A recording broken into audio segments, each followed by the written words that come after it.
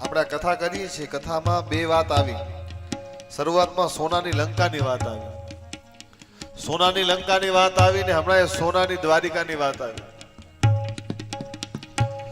બે વસ્તુ સોનાની છે, પણ બે વસ્તુ અંતે ભેગી નથી ચાલી છે. રાવણની સોનાની લંકા પણ રહી ગઈ ને બરી ગઈ. આખી રાવણની સોનાની લંકા બરી ગઈ. લ્યો, શું કામ? અનીતિની હતી ને, નીતિની નથી, અનીતિની હતી.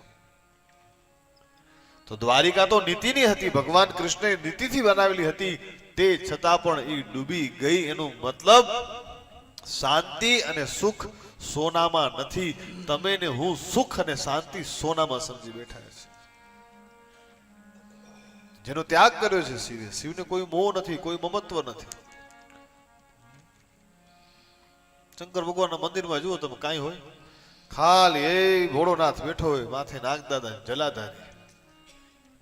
કોઈ પણ આવે લોટો ચડાવે, હર હર મહાદેવ, ઓમ નમઃ શિવાય, બસ દર્શન કરી